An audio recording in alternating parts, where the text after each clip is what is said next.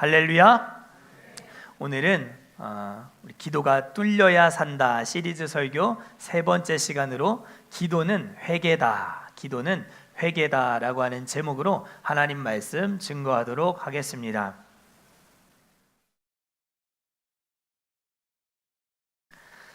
기도는 그리스도인이 가진 가장 큰 특권 중에 하나입니다. 여러분들이 성도로서 하나님 주신 많은 선물들을 받고 누리며 살겠지만 무엇보다도 언제든지 하나님 앞에 나아가 기도할 수 있다는 것만큼 여러분들이 누릴 수 있는 특권이 또 있을까 싶을 정도로 기도는 여러분들에게 주신 큰 선물입니다. 기도가 특권일 수밖에 없는 이유는 오직 기도만이 여러분들의 일상의 삶 가운데서 저지르고 있는 많은 죄들을 뉘우치고 돌이킬 수 있는 유일한 방편이 되기 때문입니다.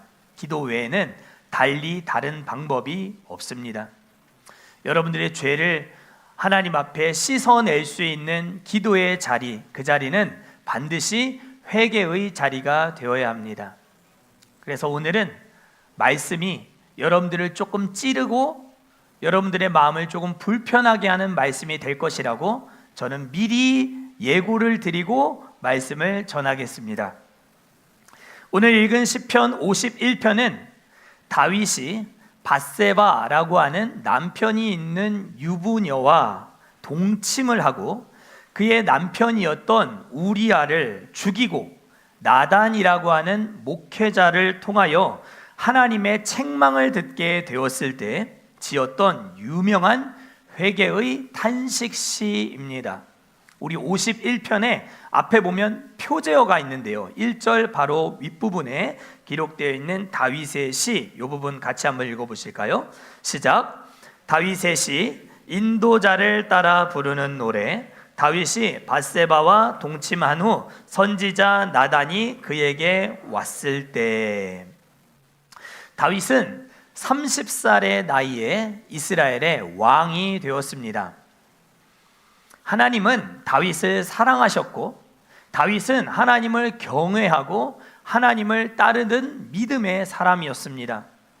30살의 나이가 되어 이스라엘을 다스릴 왕이 되었으니 하나님의 총애를 받는 다윗이었으니 그의 통치가 하나님의 지지하심 속에 얼마나 승승장구할 수 있었는가 하는 것을 우리는 사무엘 하 말씀을 통해서 익히 잘 알 수 있습니다. 하나님은 다윗이 어디를 가든지 늘 이기게 해 주셨습니다. 다윗은 당대에 이스라엘에서 가장 큰 나라를, 가장 큰 영토를 차지하는 이스라엘의 전성기를 구가하는 유능하고 탁월한 왕이 되었습니다. 그런데 이 다윗이 하나님 앞에서 범죄하게 됩니다. 그의 영적인 이 나태함, 그의 평안함 속의 게으름, 이것이 그로 하여금 큰 방심을 하게 만드는 것이죠. 왕들이 출전할 때가 되었다라고 성경은 말합니다. 왕들이 출전할 때가 되었다는 것은 반드시 왕이 전쟁터에서 전쟁을 진두지휘해야 할 시기였음을 성경은 분명히 밝혀줍니다. 그런데도 불구하고 다윗은 전쟁터에 나가지 않고 홀로 예루살렘 성전에 머물고 자신의 신하들만 암몬과의 전쟁터 속에 부하들을 다 보내게 됩니다.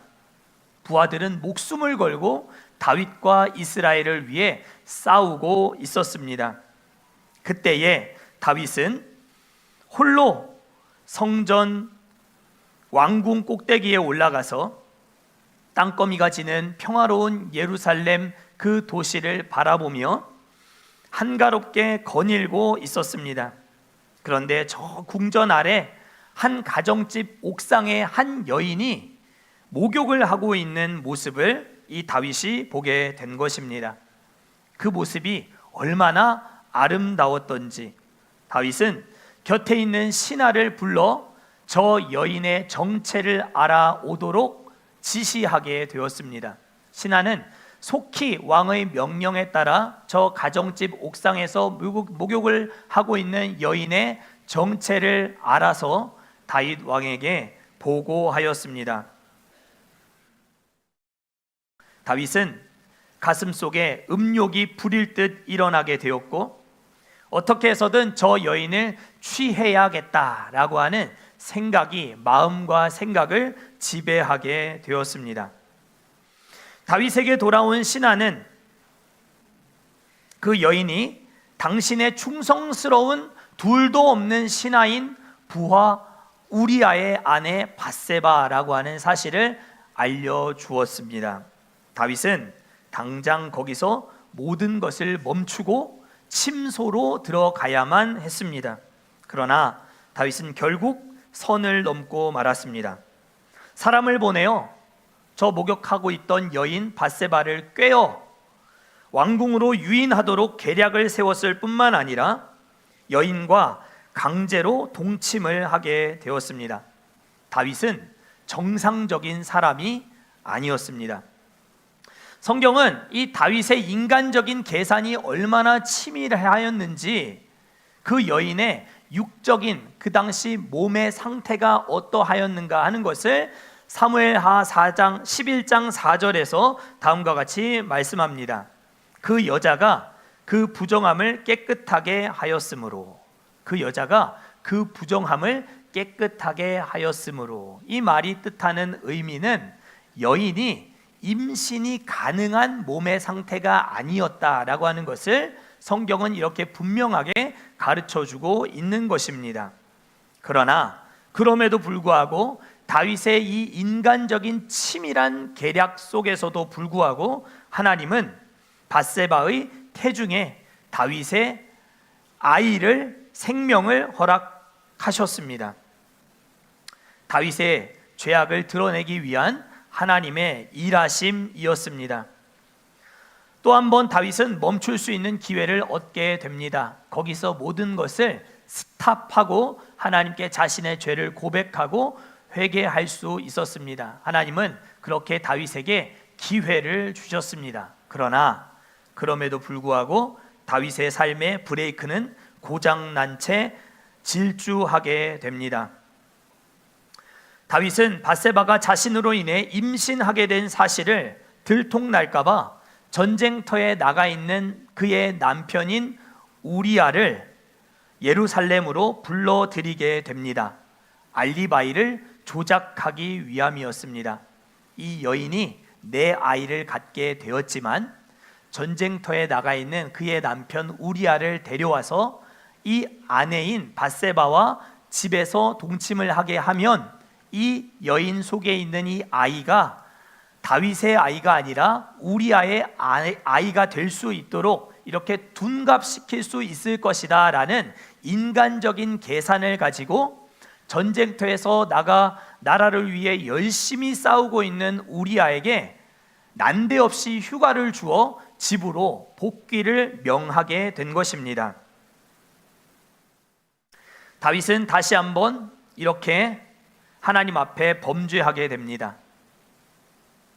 우리아는 전우들이 지금도 전쟁터에서 목숨을 걸고 싸우고 있는 이 상황 속에 홀로 휴가를 즐길 수 없다고 생각하여 왕의 명령에도 불구하고 집으로 들어가 밧세바와 동침하지 아니하고 예루살렘에 남아 성을 지키고 있는 군사들과 함께 시간을 보낼 것을 결정합니다.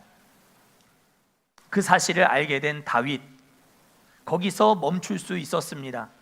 그러나 다윗은 거기서도 멈추지 않습니다. 다윗이 택한 일은 이 우리아에게, 휴가를 나와 쉬고 있는 우리아에게 술을 퍼먹이는 일이었습니다. 술을 잔뜩 먹여서 취하게 만들면 집으로 들어가지 않겠나라는 계산이 있었던 것이죠. 그러나 그 계산도 빗나가고 맙니다. 만취된 우리아였지만 집에 들어가지 않고 병사들과 함께 집 밖에서 함께 시간을 보낼 것을 고집하게 됩니다. 다윗은 예상대로 일이 풀리지 않자 결국 전쟁터로 편지를 보내게 됩니다. 편지를 보내어 우리아를 저 암몬과의 전투 앞에서 최전방의 자리에 세워라. 그리고 이 우리아가 저 암몬의 공격 앞에서 속수무책으로 그저 목숨을 잃고 죽을 수밖에 없도록 전쟁터에 나가 있는 장군에게 우리아를 죽이라는 살인 교사를 명하게 됩니다. 그는 더 이상 사람이 아니었습니다. 그는 짐승보다 못한 존재로 전락해 버리고 말았습니다. 그렇게 우리아는 영문도 모른 채 다윗을 위한 전투에서, 다윗을 위한 전쟁터 속에서 다윗을 위해 죽게 됩니다. 우리아의 전사 소식을 들은 다윗은 그 즉시 그의 아내였던 밧세바를 왕궁으로 들여 자신의 아내로 삼게 됩니다. 이것이 사무엘하 11장과 12장에 기록되어 있는 다윗의 범죄입니다. 모든 이의 눈을 다 속였다라고 생각했던 다윗, 이제는 다 끝났다라고 생각하고 안심하고 있었을 그때, 1년쯤 지났을 때 하나님은 나단이라고 하는 목회자를 다윗에게 보내게 됩니다. 그리고 다윗에게 하나님의 말씀으로 그의 범죄한 천인공노할 죄악상을 만인 앞에 드러내어 그를 책망하게 됩니다. 오늘 우리가 읽은 이 시편 51편은 이 나단을 만나고 난 직후에 다윗이 눈물로써 하나님 앞에 엎드려 회개한 회개의 기도문을 다루고 있습니다. 우리는 이 다윗의 회개 속에서 기도가 갖고 있는 두 가지 중요한 기본 자세를 배울 수가 있습니다. 우리 한번 같이 따라 하실까요? 우리의 기도는 진실해야 한다. 우리의 기도는 진실해야 합니다. 기도가 진실하지 못하면 절대로 회개로 나아갈 수 없습니다. 여러분들의 기도는 진실하십니까? 혹시 형식적으로 남들이 다 하는 것처럼 미사 여구를 동원해서 정말 틀에 맞춰져 있는 그런 기도로 하나님 앞에 나아가고 있는 모습은 혹시 아니십니까? 하나님 앞에서도 이중인격으로 기도하는 인생만큼 비겁하고 비열하고 비참한 인생이 없습니다. 하나님은 모든 것을 다 알고 계십니다. 우리의 일거수일투족 언행심사 모든 것을 다 감찰하시고 보고 계십니다. 진실하기를 포기하면 우리의 기도는 절대로 회개, 하나님이 인정하시는 회개로 나아갈 수가 없습니다. 오늘 우리가 읽지는 않았지만 본문 5절 6절 말씀, 시편 51편 5절 6절 말씀 우리 같이 한번 다시 읽도록 하겠습니다. 시작. 내가 제약 중에서 출생하였으며 어머니가 죄 중에서 나를 잉태하였나이다. 보소서, 주께서는 중심이 진실함을 원하시오니 내게 지혜를 은밀히 가르치시리이다. 아멘. 보소서, 주께서는 중심의 진실함을 원하시오니 라고 말씀합니다.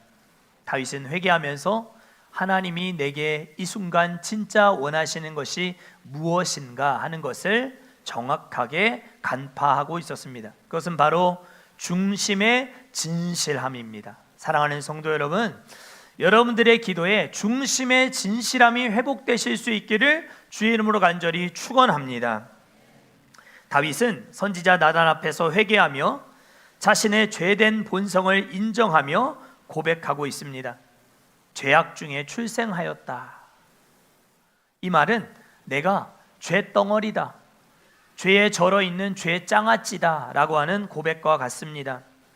사랑하는 성도 여러분, 중심의 진실함이 어떻게 회복될 수 있겠습니까? 여러분들의 존재를 직시하실 수 있기를 축복합니다. 여러분들이 스스로 나는 나름 괜찮은 사람이다 라고 하는 이 생각을 내려놓지 못하면 중심의 진실함은 절대로 회복될 수 없습니다. 여러분들이 여러분 스스로를 꽤 괜찮은 사람이라고 생각했을 때 그 기준은 어디에 있습니까?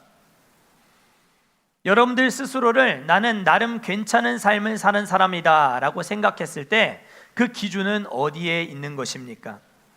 아마도 여러분들 삶의 도덕적 기준은 내 옆에 있는 사람, 내 주변 사람들에 비교해서 여러분들이 아마 그런 생각을 하고 있는지 모르겠습니다. 하나님은 말씀하십니다. 내가 거룩하니 너희도 거룩하라. 너희 하나님의 온전하심과 같이 너희도 온전하라. 사랑하는 성도 여러분, 우리의 삶의 기준은 하나님입니다. 하나님의 거룩하심입니다. 하나님의 온전하심입니다.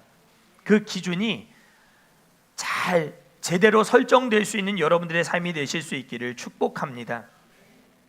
우리의 삶의 도덕적인 기준을 내 옆에 있는 사람과 비교하며 스스로에게 높은 점수, 높은 평가를 하며 살지 말라. 하나님은 말씀하십니다. 하나님의 기준을 포기하면 우리도 순간적으로 다윗과 같이 금수보다 못한 삶을 살 수 있는 연약한 존재들임을 여러분들이 스스로 인정하실 수 있기를 축복합니다. 그래야만 여러분들이 살 얼음판을 걸으며 하나님이 기뻐하시는 자리로 나아갈 수 있습니다. 나는 나름 괜찮아 라고 생각하는 사람은 중심에 진실함이 없는 사람입니다. 돈 때문에 부모를 죽이고 형제를 죽이고 자녀를 죽이는 일들이 왜 일어나고 있습니까?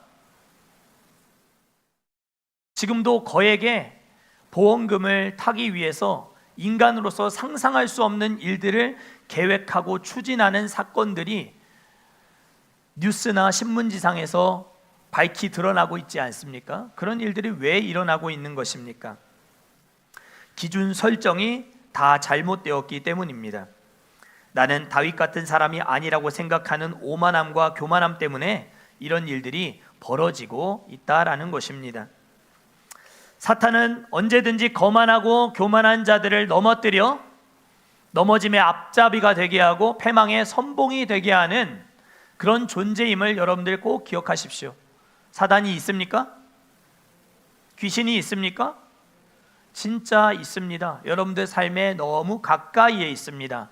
여러분들이 조금만 괜찮다라고 생각하면 여러분들 넘어짐의 앞잡이가 되게 하고 패망의 선봉이 되게 하는 존재가 여러분들의 삶에 너무 가까이에 있다는 것입니다. 그렇기 때문에 우리는 중심의 진실함을 회복하기 위하여 여러분들의 모습을 직시해야 한다는 것입니다. 성경은 말씀합니다. 의인은 없나니 하나도 없으며 깨닫는 자도 없고 하나님을 찾는 자도 없고 다 치우쳐 함께 무익하게 되고 선을 행하는 자는 없나니 하나도 없도다. 우리 역시 다윗보다 낫다고 안심하고 있을 때가 전혀 아니라는 것이죠. 하나님 앞에서 여러분들 한 점 부끄러움 없이 떳떳한 삶을, 진실한 삶을 살고 계십니까? 만약에 하나님이 여러분들의 삶에 구석구석 설치해 놓은 하나님의 CCTV가 지금 이 예배당 저 뒤 화면에 여러분들 눈앞에서, 만인들 앞에서 재생되고 있다면 여러분들은 고개를 들고 있으실 수 있으십니까? 나는 혼자 있을 때 어떤 사람인가? 하나님과 1대1의 관계 속에 있을 때 나는 진짜 중심의 진실함으로 하나님 앞에 나아가고 있는 사람인가? 우리의 삶을 돌아볼 수 있기를 축복합니다. 저와 우리 모두의 뒷모습에서 했던 말들과 행동들과 위선과 거짓됨을 하나님 앞에 온전히 회개하며 엎드릴 수 있는 그런 우리 성도님들 되실 수 있기를 축복합니다. 우리는 옆에 사람에게 손가락질 할 수 있는 사람이 아닙니다. 함부로 비난할 수 있는 사람이 아닙니다. 제가 다윗의 죄악상을 이렇게 낱낱이 설명을 드렸죠. 계속해서 멈출 수 있는 상황이 있었음에도 브레이크가 고장난 채로 제 맘대로 질주하고 있는 다윗의 모습을 아주 드라마틱하게 제가 말씀을 드렸습니다. 여러분들이 다윗보다 나은 사람 같아 보이십니까? 성경은 그렇게 말하고 있지 않는다는 것입니다. 그러나 어떻게 저런 일을 할 수 있어? 어떻게 저런 범죄를 저지를 수 있어? 라고 생각하며 나름 괜찮은 사람이라고 생각하고 있는 여러분들의 모습이 있다면 우리는 진짜 하나님이 기뻐하시는 회개의 자리로 나아갈 수 없는 사람들임을 기억하실 수 있기를 축복합니다. 영국에서 실제 있었던 일입니다. 어떤 청년이 재미삼아서 영국 런던에 있는 유명 인사 20명을 뽑아 그들에게 동시에 전보를 보냈다고 합니다. 내용은 이런 내용이었습니다. 모든 것이 들통났으니 속히 피신하기 바람. 모든 것이 들통났으니 속히 피신하기 바람. 어떤 결과가 벌어졌겠습니까? 런던의 유명 인사 20명이 동시간대에 그 자취를 감추었다라고 합니다. 저는 목사들도 마찬가지라고 생각합니다. 윤리 도덕적으로 여러분들보다 조금 나을 수 있을지는 모르나 의인은 없나니 하나도 없으며 하나님을 찾는 자도 없고 선을 행하는 자는 하나도 없나니 하나도 정말 아무도 없도다 라고 하는 이 말씀에서 목사는 예외이겠습니까? 그렇지 않습니다. 저는 뒷모습이 여러분들 보기에 많이 다른 모습들이 있습니다. 앞에서는 경건한 척, 거룩한 척, 다윗을 비난하고 있는 척 이러고 있지만 뒤에서는 거짓과 술수와 교만함과 오만함과 육신의 정욕과 음욕이 제 마음속에 없지 않습니다. 어려움이 있습니다. 죄인입니다. 저 역시 다윗에게 손가락질 할 수 없는 죄인입니다. 사랑하는 성도 여러분, 여러분들의 진짜 모습을 보시고 중심의 진실함을 회복하여 하나님 앞에 회개로 인정받는 여러분들 되실 수 있기를 축복합니다.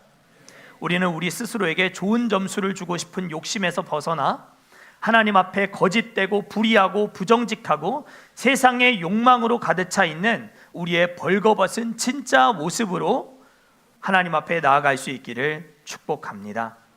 18절 말씀, 본문 18절 말씀 우리 같이 다시 한번 읽겠습니다. 시작. 주의 은택으로 시온의 선을 행하시고 예루살렘 성을 쌓으소서. 아멘. 17절 다시 읽겠습니다. 시작. 하나님께서 구하시는 제사는 상한 심령이라. 하나님이여 상하고 통회하는 마음을 주께서 멸시하지 아니하시리다. 아멘. 깨어진 심령, 가난한 심령으로 하나님 앞에 나아가 은혜를 붙드는 저와 우리 모두 될 수 있기를 축복합니다. 나단 선지자는 아무도 모를 거야. 이제는 모두 다 끝났어. 다 덮었어. 국정은 안정되었어. 이스라엘은 태평성대를 이루었어. 아무 문제 없어 라고 생각하고 있는 다윗 앞에 그 사건이 있은 지 1년 만에 나타나서 한 동네에 사는 두 사람 이야기를 꺼냅니다. 그 두 사람은 한 사람은 부자요, 한 사람은 가난한 사람이었다라고 합니다. 부자는 양과 소가 많이 있어 큰 부를 이룬 사람이었고, 가난한 사람은 자기 집에 있는 작은 암양 새끼 하나밖에 없는 가난한 자였다. 근데 부자의 집에 어느 날 갑자기 손님이 오게 된 것입니다. 부자는 자기 집에 있는 많은 양들과 소 중에 가축을 잡아 손님을 대접할 수 있었음에도 불구하고 가난한 자의 집에 있는 작은 암양 새끼 그거 하나 있는 거, 그거 하나 빼들어다가 그거 죽여서 손님을 대접했다. 다윗, 너는 이 이야기를 들었을 때 어떤 생각이 드느냐 질문했을 때 다윗은 그 암양 새끼의 4배의 가치를 물어서 그 사람에게 돌려주어야 된다라고 하는 말이 떨어짐과 동시에 나단은 바로 당신이 그 사람이다 라고 이야기하며 우리아를 죽이고 그의 아내를 빼앗은 너는, 너의 집은 영원히 칼이 떠나지 않을 것이다 라는 불호령을 경험하게 됩니다. 사랑하는 성도 여러분, 완벽했다라고 생각했던 다윗의 삶에 이 나단 선지자의 사자후는 이후 다윗의 삶 속에 몰려올 먹구름의 예고편에 지나지 않았습니다. 다윗의 삶 속에 그의 가정 속에는 칼이 떠나지 않았습니다. 아들이 딸을 강제로 겁탈을 하고 아들에게 왕위를 빼앗겨 쫓겨다니는 신세가 된 다윗. 사무엘하 11장부터 다윗은 추락의 추락을 경험하여 인생의 비참함을 경험하게 되는 모습들을 우리가 볼 수 있습니다. 이 밧세바와의 동침 사건 이후로 다윗은 절망의 끝자락까지 추락하고 맙니다. 사랑하는 성도 여러분, 다윗보다 나으십니까? 아직도 여러분들은 내가 다윗보다 괜찮은 사람이라고 생각하고 계십니까? 여러분들의 그 알량한 자존심 위에 성령의 은혜가 부어지실 수 있기를 축복합니다. 우리는 모두 죄 가운데 출생하여 전적으로 타락하여 선을 행할 아무런 의지와 능력도 없는 무능력한 자들임을 인정하는 것, 그것이 기독교입니다. 기독교의 핵심은 전적 타락입니다.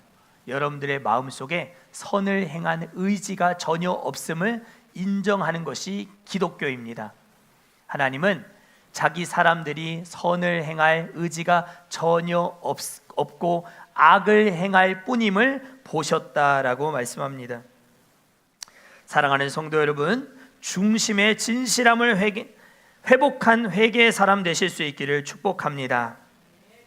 옆 사람 보지 말고 예수님 바라보고 신앙생활하는 저와 우리 모두 될 수 있기를 바랍니다. 두 번째, 다윗의 회개를 보면 그의 자세, 그의 기도 속에는 핑계가 없다라고 하는 특징을 발견하게 됩니다. 나단 선지자의 불호령 앞에 그는 자신의 잘못을 그대로 인정하고 시인했지, 나는 이랬기 때문에 이럴 수밖에 없었다라는 식의 핑계나 변명을 대지 않는 그의 기도를 보게 됩니다. 하나님이 던지신 몸쪽 깊숙이 파고 들어온 돌직구를 피할 방법이 없었습니다. 다윗은 나단의 책망 앞에서 자신의 죄를 아는 것을 뛰어넘어 죄를 느끼는 자리로 나아가게 되었습니다. 여러분들은 기도할 때, 하나님의 말씀을 들을 때 죄가 무엇인지 배우는 것으로 끝나지 마시고 죄를 느끼는 하나님의 사람들 되실 수 있기를 바랍니다. 죄는 강도나 살인, 도적질처럼 하지 말아야 되는 것을 하는 것도 죄고, 부모님을 공경하거나 이웃을 사랑해야 하는 것처럼 해야 할 것을 하지 않는 것도 죄고, 교만, 정욕, 미움, 탐심, 시기, 질투, 거짓말처럼 마음속에 생각하는 것으로도 여러분들이 얼마든지 죄를 짓게 됩니다. 그러나 죄는 하나님을 하나님으로 믿지 않는 것, 그것이 가장 큰 죄라고 성경은 말씀합니다. 여러분들에게 죄가 없으십니까? 여러분들의 죄가 없으십니까? 여러분들은 하나님의 온전하심을 닮아가고 있는 거룩한 하나님의 사람들로 살고 계십니까? 하나님이 청진기를 여러분들의 영적인 삶에 들이미시면 여러분들은 떳떳하게 고개를 빳빳하게 들고 나는 거룩하다, 나는 의롭다, 나는 죄가 없다, 무죄하다 말할 수 있겠습니까? 저는 우리의 기도가 진짜 회개가 되려면 죄를 아는 것과 느끼는 것의 정확한 구분을 잘 할 줄 알아야 한다라고 생각합니다. 사랑하는 성도 여러분, 죄를 배우지 마십시오. 교회에서 죄를 배우는 것으로 끝나지 마십시오. 얼마든지 죄가 무엇인지는 가르쳐 드릴 수 있습니다. 그러나 여러분들의 기도가 진짜 회개가 되려면 가르쳐 드리는, 선포하는 이 죄의 목록이 여러분들의 마음을 괴롭게 하는, 여러분들의 마음을 느끼게 만드는 죄가 되실 수 있기를 축복합니다. 굉장히 무거운 이야기를 계속 반복해서 하니까 오늘 굉장히 분위기가 처집니다. 그렇죠? 설날이고 좋은 날인데, 그런데 여러분, 죄를 어디서 지적을 받겠습니까? 어디 가면 여러분들의 죄를 드러내어 여러분들 회개하실 수 있겠습니까? 요즘은 어디를 가든지 여러분들 다 듣기 좋은 말만 하지 않습니까? 어디를 가든지 여러분들은 여러분들의 귀를 즐겁게 하는 이야기들만 다 듣고 살지 않으십니까? 사랑하는 성도 여러분, 그런 의미에서 저는 이 예배가 조금은 불편한 시간이 되어야 한다라고 믿는 목회자입니다. 예배 시간은 하나님의 말씀이 바르게 선포되고, 바르게 선포된 하나님의 말씀 앞에 여러분들의 죄가 발각되어 괴로움이 있는, 약간의 불편함이 있는 그런 예배가 예배 시간이 되어야 한다라고 저는 믿습니다. 죄가 제대로 선포될 수 있도록 사랑하는 성도 여러분, 여러분들의 귀가 성령이 주시는 음성에 활짝 열려 있을 수 있기를 축복합니다. 인상 깊은 몇 마디 유머와 감동적인 예화를 듣고 돌아가면 그 예화도 그 유머도 여러분들의 귀를 즐겁게 할 수는 있겠지만 여러분들로 하여금 회개의 자리로 나아가게는 하지 못합니다. 자신의 죄를 느끼고 때로는 통곡과 애통함으로 울부짖으며 옷을 찢지 말고 마음을 찢는 애통함으로 하나님 앞에 엎드리는 저 우리 모두 될 수 있기를 축복합니다.